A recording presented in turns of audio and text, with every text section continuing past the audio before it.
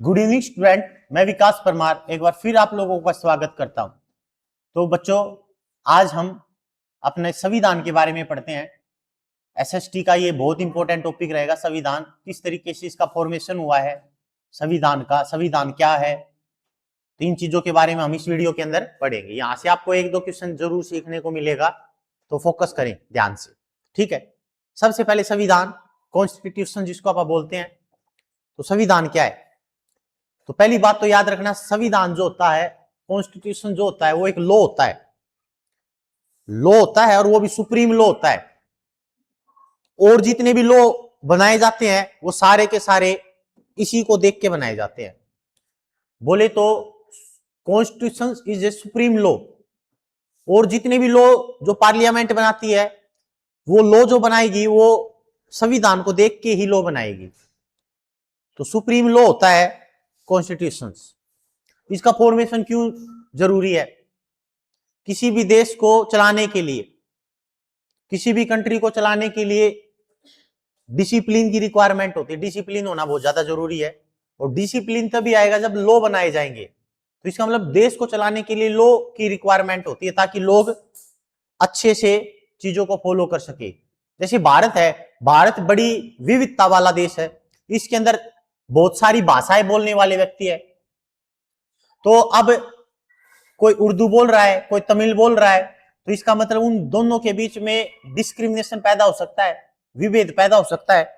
अब कुछ ऐसी चीज बनाई जाए जिसको सारे के सारे बच्चे फॉलो करें, सारे के सारे व्यक्ति फॉलो करें, इसीलिए लॉ की रिक्वायरमेंट है।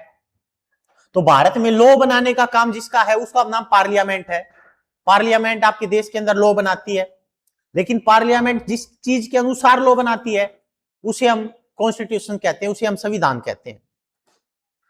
तो भारत में संविधान का निर्माण कब हुआ, कैसे हुआ, क्यों हुआ, इस चीजों के बारे में बात करते हैं अपन। पहली चीज का तो ध्यान रखना कि भारत में जो संविधान का निर्माण है वो किस प्लान के तहत किया गया था। तो उसका आंसर आता है, दो क्वेश्चन आते हैं आपके एग्जाम के अंदर। कि पहला क्वेश्चन आएगा कि भारत में संविधान का निर्माण, फॉर्मेशन ऑफ कॉन्स्टिट्यूशन, किस योजना, किस प्लान के तहत किया गया। तो उसका आंसर होता है बच्चों कैबिनेट मिशन प्लान। मार्च 1946 के अंदर कैबिनेट मिशन प्लान भारत में बनाया गया आया। उसमें 3 व्यक्ति थे, sir Stafford Cripps, Alexander Fleming और पैथिंक लॉरेंस नाम के व्यक्ति थे 3। तो उन्होंने भारत में संविधान बनाने के लिए प्रोसेस स्टार्ट करवाई। अब दूसरी बात यह आती है, दो क्वेश्चन दूसरा ये आता है कि भारत को आजाद करने की घोषणा जो थी वो किस योजना के तहत की गई, किस प्लान के तहत की गई। उसका जो आंसर आता है, उसका आंसर आता है लॉर्ड माउंटबेटन प्लान। तो भारत को आजाद करने की घोषणा लॉर्ड माउंटबेटन प्लान और भारत में संविधान का निर्माण कैबिनेट मिशन प्लान के तहत किया गया। लॉर्ड माउंटबेटन वही व्यक्ति थे जो स्वतंत्र भारत के प्रथम व अंतिम गवर्नर जनरल बताए गए हैं। अगर क्वेश्चन आए कि स्वतंत्र भारत के प्रथम व अंतिम गवर्नर जनरल कौन थे, तब उसका आंसर हमेशा आता बच्चों लॉर्ड माउंटबेटन।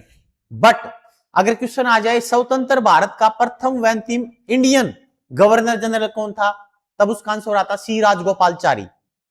2 क्वेश्चन क्लियर हो गए। एक क्वेश्चन ये भी आ सकता है कि बंगाल का पहला गवर्नर कौन था। तो बंगाल का पहला गवर्नर था रॉबर्ट क्लाइव, जिसके टाइम पे बैटल ऑफ प्लासी हुई थी 1757 के टाइम पे। फिर ये बंगाल का पहला गवर्नर था, लेकिन फिर एक एक्ट आया था जिसका नाम था 1773 का रेगुलेटिंग एक्ट, और उसके तहत बंगाल के गवर्नर को बंगाल का गवर्नर जनरल कहा जाने लगा। और इस प्रकार पहला बंगाल का गवर्नर जनरल जो व्यक्ति बना उसका नाम था वॉरेन हेस्टिंग्स, जो बंगाल का पहला गवर्नर जनरल था। अभी बात बंगाल के ऊपर है। बंगाल का पहला गवर्नर रॉबर्ट क्लाइव, बंगाल का पहला गवर्नर जनरल वॉरेन हेस्टिंग्स। फिर क्वेश्चन आएगा बंगाल की बजाय उसको भारत का कहा जाने लगेगा। भारत का पहला गवर्नर जनरल पूछेगा आपसे, तब उसका आंसर आएगा आपके पास लॉर्ड विलियम बेंटिंग। और वो किस एक्ट के तहत भारत का गवर्नर जनरल बना, उसका नाम था 1833 का चार्टर एक्ट के तहत बनाया गया। उसके बाद फिर भारत के गवर्नर जनरल की बजाय भारत का वायसराय कहा जाने लगा, और भारत का जो वायसराय बना उसका नाम था लॉर्ड कैनिंग। क्या नाम था बच्चों? लॉर्ड कैनिंग, जो भारत का पहला वायसराय बना। और वो किस एक्ट के तहत बना, तो उसका नाम है 1858 का भारत शासन अधिनियम। ठीक है, 1858 के एक्ट के तहत भारत के गवर्नर जनरल को भारत का वायसराय कहा जाने लगा, और वायसराय जो पहला बना उसका नाम था लॉर्ड कैनिंग। यहां तक की बातें मेरे ख्याल से आप लोगों को क्लियर हो गई। अब शुरुआत के अंदर जब कॉन्स्टिट्यूशन बनाया जा रहा था, कॉन्स्टिट्यूशन असेंबली के द्वारा बनाया गया हमारा संविधान, तो उसमें शुरुआत में 389 सदस्यों की संख्या निर्धारित की गई। तो अगर आपसे कोई कहे कि कितने मेंबर थे, तो आपका आंसर होगा 389 मेंबर थे उस टाइम पे स्टार्टिंग में। अभी तक भारत और पाकिस्तान दोनों एक ही है, अलग नहीं हुए हैं। तो स्टार्टिंग में 389 मेंबर्स के लिए इलेक्शन हुआ, और इलेक्शन भी डायरेक्ट नहीं हुआ, क्योंकि हमारे देश के पास इतना टाइम था ही नहीं कि डायरेक्ट इलेक्शन करवाया जा सके। इसीलिए जो इलेक्शन हुआ वो इनडायरेक्ट हुआ। इनडायरेक्ट का मतलब फिर किया किसने? 1937 में पहली बार विधानसभा के इलेक्शन हुए थे, ठीक है, लेजिस्लेटिव असेंबली के इलेक्शन हुए थे 1937 में। तो उसके द्वारा उसमें जो मेंबर्स थे उन्होंने इलेक्शन किया था संविधान सभा के सदस्यों का, तो जो इनडायरेक्ट रूप से किया गया था। तो 389 में से अगर मैं कहता हूं 389, इसमें से 292 मेंबर जो थे वो तो स्टेट से आए थे, राज्यों से चुनकर आए थे 292। उसके बाद 4 जो मेंबर थे वो ब्रिटिश कमिश्नरी से आए थे, जिसके अंदर एक मारवाड़ थी, एक कुर्ग थी, ठीक है, एक बलूचिस्तान थी। 3 से 4 ये थी, एक ब्रिटिश कमिश्नरी बोली जाती थी उस टाइम पे। 4 व्यक्ति वहां से आए थे। 93 व्यक्ति जो आए थे वो देशी रियासतों से आए थे। कहां से आए थे? वो देशी रियासतों से आए थे 93 मेंबर, ठीक है, नॉमिनेट किए गए थे। 93 तो नॉमिनेट हुए थे, और 292 प्लस में 4 296 का इलेक्शन हुआ था, और 93 नॉमिनेट किए गए थे। प्रत्येक देशी रियासत से एक व्यक्ति आया था चुनकर। प्रत्येक 10 लाख जनसंख्या के ऊपर एक व्यक्ति का इलेक्शन किया गया था, इस चीज का भी ध्यान रखना। पहला क्वेश्चन देख लो यहां से।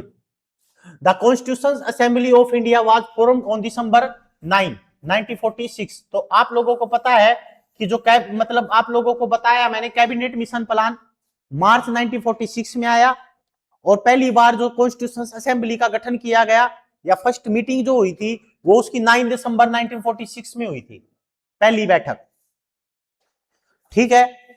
लेकिन अगर क्वेश्चन आए कि जो लॉर्ड कैबिनेट मिशन प्लान है वो कब आया? मार्च 1946 के अंदर आया। उसके बाद the total strength of the assembly was 389, मैंने आपको बता दिया है। Out of this 296 were elected to represent the British India, मतलब जो स्टेट्स थे उसमें से 292 आए हैं। उसके बाद 93 seats were allotted to the princely out of 296। Princely state से आए थे 93, नॉमिनेट किए गए थे, इलेक्टेड नहीं थे, याद रखना। ये इलेक्टेड तो 292 प्लस में 4 थे, ठीक है। उसके बाद out of 296 member 292 member were to be elected. देखो मैंने बता दिया 292 सदस्यों का क्या हुआ था? इलेक्शन, और बाकी जो बचे थे वो 93 वो नॉमिनेट किए गए थे। और 4 प्रीवी काउंसिल जो थी, 4 आपके पास जो ब्रिटिश कमिश्नरी थी उसमें कौन कौन सी आता था? एक तो दिल्ली, याद रखना हमेशा पेपर में क्वेश्चन आएगा। 4 कमिश्नरी एरिया कौन कौन से थे? दिल्ली थी, अजमेर थी, अजमेर मारवाड़ था, कुर्ग ये कर्नाटका के अंदर पड़ता है इस टाइम पे, एंड ब्रिटिश बलूचिस्तान जो अब इंडिया का पार्ट नहीं है, बलूचिस्तान। तो ये 4 ब्रिटिश कमिश्नरी थी और 93 रियासतें थी। इनडायरेक्ट रूप से इलेक्शन किया गया, प्रत्येक 10 लाख के ऊपर एक व्यक्ति का इलेक्शन हुआ। दूसरी बात, उसके बाद अगली जो बात आएगी आपके सामने, वो पहली बैठक हुई 9 दिसंबर 1946। एक चीज का और ध्यान रखना, जब तक भारत और पाकिस्तान एक साथ हैं तब तक 389 मेंबर हैं। भारत और पाकिस्तान के अलग होने के बाद 292 मेंबर रह जाते हैं, याद रखना ये बात भी आप लोग। 299 भारत और पाकिस्तान के अलग होने के बाद 299, और आखिरी में जब संविधान की बैठक होती है, लास्ट बैठक जो 24 जनवरी 1950 में होती है, आखिरी बैठक होती है इस दिन, तब कितने व्यक्तियों के द्वारा साइन किया गया था? तो 284 मेंबर्स के द्वारा साइन किया गया था। यह भी बात याद रखना आप लोग। एक चीज और याद रखना, स्टार्ट इस 389 के अंदर 15 महिलाएं थी, 15 महिलाएं थी, लेकिन जब आखिरी बैठक हुई थी तब साइन कितनी महिलाओं ने किया था?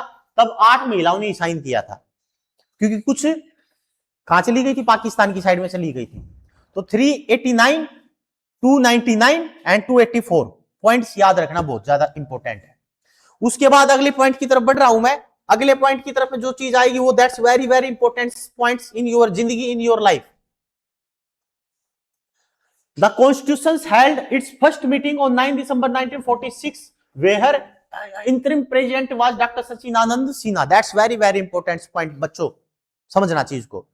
पहली बैठक होती है 9 दिसंबर 1946, दूसरी बैठक होती है 11 दिसंबर 1946, ये सेकंड बैठक होती है। पहली बैठक के अंदर डॉक्टर सचिदानंद सिन्हा को नॉन परमानेंट चेयरमैन बनाया जाता है, अस्थायी अध्यक्ष बनाया जाता है, और उसके 2 दिन के बाद राजेंद्र प्रसाद को परमानेंट अध्यक्ष बना लिया जाता है।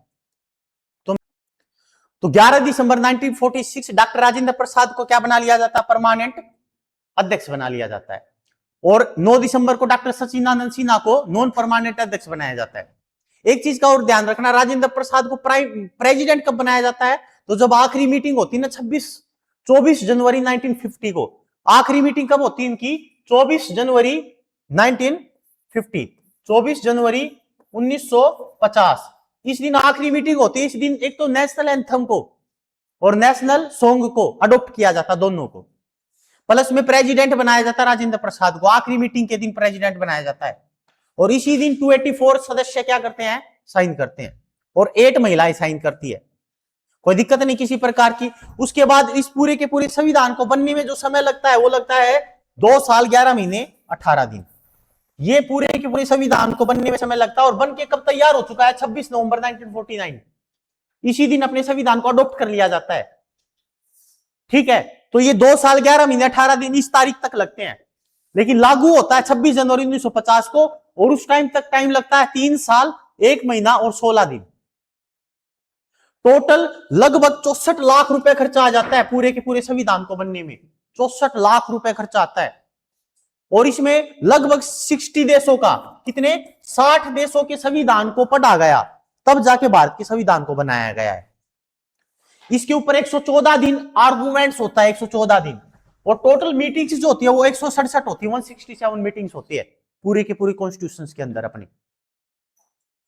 उसके बाद बी.एन. राव जो था, B N. Rau was appointed as the constitution adviser. अगर आपसे कोई कहे कि हमारे संविधान का सलाहकार कौन था, एडवाइजर कौन था, तो आंसर आएगा बी.एन. राव।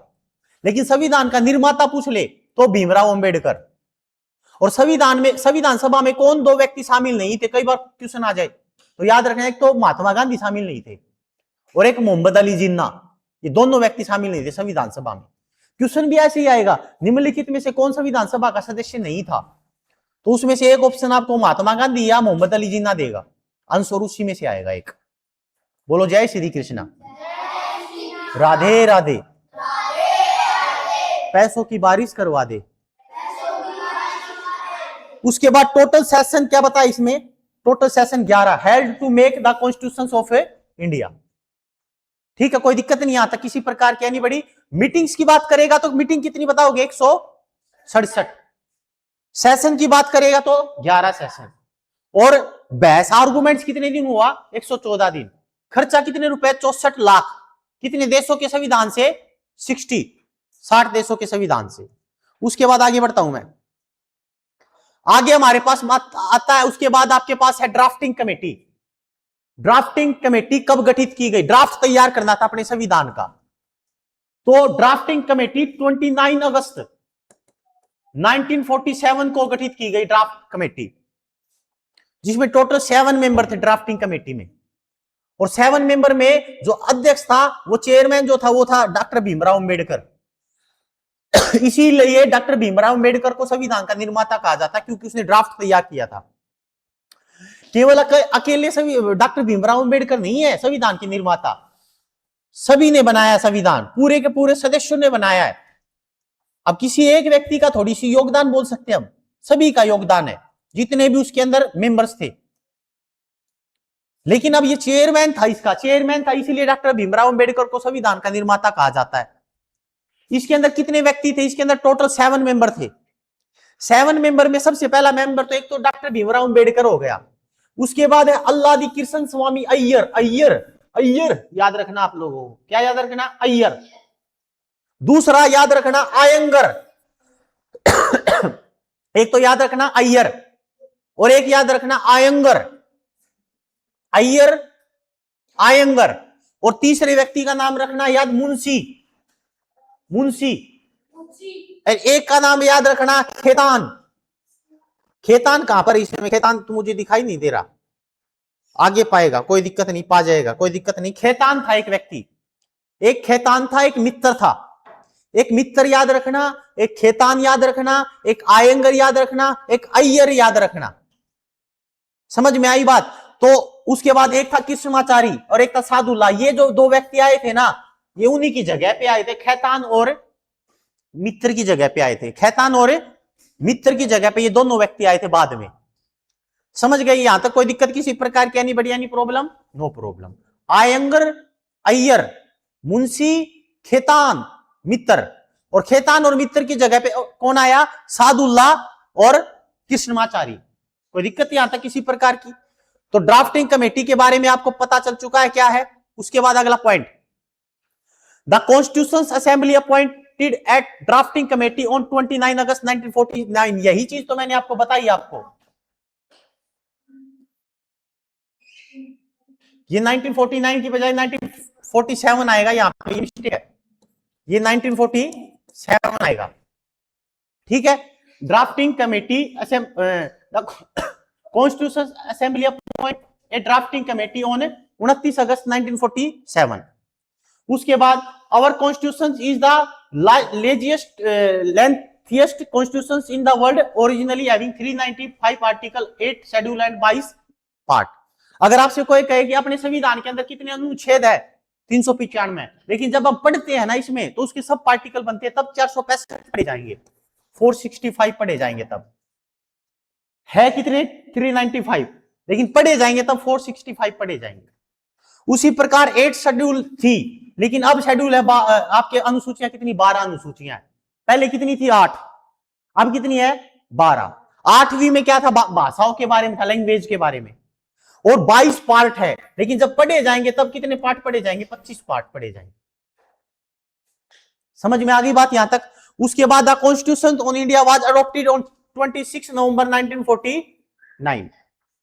तो इस दिन अडॉप्ट हुआ है 26 नवंबर 1949। और इस टाइम पर कितने आर्टिकल पहले लागू हो चुके थे? तो याद रखना अप्रोक्सीमेट 16 आर्टिकल पहले लागू हो चुके थे इस टाइम पे, और बाकी लागू हुए 26 जनवरी 1950 के बाद। उसके बाद अगले पॉइंट की तरफ बढ़ता हूं मैं। अगला पॉइंट क्या कहता है? अगले पॉइंट में देखते हैं भैया, here are some of the minister of अंतरिम गवर्नमेंट ऑफ इंडिया। ये इंपोर्टेंट मंत्री है जो पेपर के अंदर पूछ लिए जाते हैं। इसमें Jawaharlal Nehru vice president and the charge of external affair and Commonwealth relations. तो अगर आपसे कोई कहे कि अंतरिम सरकार में, किसमें बच्चों? अंतरिम सरकार के अंदर जो एक्सटर्नल अफेयर था, ठीक है, जो विदेशी मंत्री था वो कौन था? नेहरू।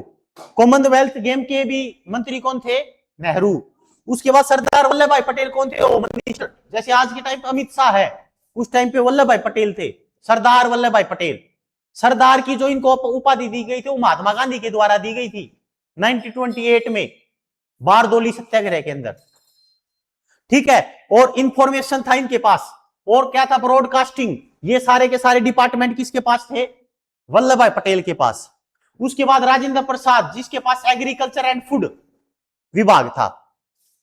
ठीक है। खाद्य मंत्री कौन थे? राजेंद्र प्रसाद।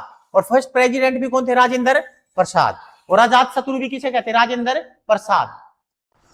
उसके बाद बलदेव सिंह, ये डिफेंस मिनिस्टर थे। और लियाकत अली खान, ये कौन थे? फाइनेंस मिनिस्टर थे। और राजगोपालचारी के पास था एजुकेशन एंड आर्ट्स, शिक्षा मंत्री उस टाइम कौन थे? सी राजगोपालचारी। ये अंतरिम सरकार की बात है जो 1946 के टाइम पे बनी थी। भारत के आजाद होने के बाद जो सरकार बनी उसके मिनिस्टर अलग है, वो अलग पॉइंट है। उसके बाद आगे की तरफ बढ़ते हैं बच्चों। देखो क्वेश्चन है कि ये who is known as the father of the Indian constitution? Mahatma Gandhi, Jawaharlal Nehru, B R Ambedkar, Rajendra Prasad. Who? नहीं, बी आर अम्बेडकर। मैंने बताया था संविधान का निर्माता कौन था? B R Ambedkar. और संविधान सभा में शामिल कौन नहीं था? महात्मा गांधी और मोहम्मद अली जिन्ना। उसके बाद आगे पॉइंट पढ़ता हूं मैं, अगला क्वेश्चन के ऊपर बढ़ता हूं मैं। अगला क्वेश्चन क्या कहता है, who was the president of constitution assembly. President पूछ रहा है, राजेंद्र प्रसाद। कौन आएगा, राजेंद्र प्रसाद। और वाइस कौन था, H C Mukherjee. Vice president कौन था, एच सी मुखर्जी। ठीक है। और नॉन परमानेंट अध्यक्ष कौन था, डॉक्टर सचिदानंद सिन्हा। और ड्राफ्टिंग कमेटी का अध्यक्ष कौन था, भीमराव अंबेडकर। और उद्देश्य प्रस्ताव किसके द्वारा लाया गया था, ऑब्जेक्टिव, जवाहरलाल नेहरू। कब लाया गया, 13 दिसंबर 1946 को लाया गया था उद्देश्य। उसके बाद अगले क्वेश्चन की तरफ बढ़ते हैं। How many schedules were originally include in the Indian constitutional. तो स्टार्टिंग में कितने थे, 8 शेड्यूल थे। अब कितने हैं, 12। अभी कितने हैं, 12। ठीक है। और अमेंडमेंट वो कितने थे, आर्टिकल 395। और पढ़े कितने जाते हैं, 465। और भाग कितने थे, 22। पढ़े कितने जाते हैं अब, 25। उसके बाद अगले क्वेश्चन की तरफ बढ़ते हैं। Who among the following has moved on the objective relation। आगे ना ऑब्जेक्टिव वाला, कौन था ऑब्जेक्टिव वाला, जवाहरलाल नेहरू। ऑब्जेक्टिव लाया कब गया, 13 दिसंबर 1946। और इसी को फिर बाद में प्रीएम्बल के रूप में जाना गया, प्रीएम्बल प्रस्तावना के रूप में जाना गया। ठीक है। उसके बाद इसका आंसर आ जाएगा आपके पास, जवाहरलाल नेहरू। जवाहरलाल नेहरू वही व्यक्ति है जो भारत के पहले प्राइम मिनिस्टर थे और जिनकी डेथ हो गई थी 1962 के टाइम पे, 1964 के टाइम पे डेथ हो गई थी इनकी। इनके बाद जो प्रधानमंत्री बने थे वो कौन बने थे, लाल बहादुर शास्त्री। ठीक है। और इनका जो फर्नल था, जहां पे इनका मतलब वो है समाधि स्थल, वो है इसका, इनका नाम क्या है, उसका नाम क्या है, शांतिवन। शांतिवन है। महाप्रयाण घाट राजेंद्र प्रसाद का है, नारायण घाट गुलजारी लाल नंदा का है, राजघाट महात्मा गांधी का है, शक्ति स्थल इंदिरा गांधी का है। ठीक है। और चैत्रा भूमि भीमराव अंबेडकर का है, एकता स्थल ज्ञानी जेल सिंह का है। ठीक है। उसके बाद अगले क्वेश्चन की तरफ बढ़ता हूं मैं। अगला क्वेश्चन क्या है, which of the following influenced the India of the directive principle of state policy. मतलब राज्य की नीति निर्देशक सिद्धांत कहां से लिए गए हैं, तो कहां से लिए गए हैं, आयरलैंड के संविधान से लिए गए हैं। ठीक है। ब्रिटिश के संविधान से पूछ ले आप लोगों से तो single citizenship, rule of law, कानून का शासन, संसदीय प्रणाली, पार्लियामेंट्री सिस्टम ब्रिटेन से, सिंगल सिटीजनशिप ब्रिटेन से। ठीक है। राष्ट्रपति का पद ब्रिटेन से। तो बच्चों इतना सभी बच्चों को समझ में आ गया। तो मेरे ख्याल से आज के लिए इतना पोर्शन ठीक रहेगा आपके लिए। और ये आपके लिए मतलब पूरा का पूरा कंसेप्चुअल मैंने चीजें आपको बता दी है। तो धन्यवाद, थैंक यू क्लास। मिलते हैं एक ब्रेक के बाद, तब तक दुआओं में याद रखना। Thank you.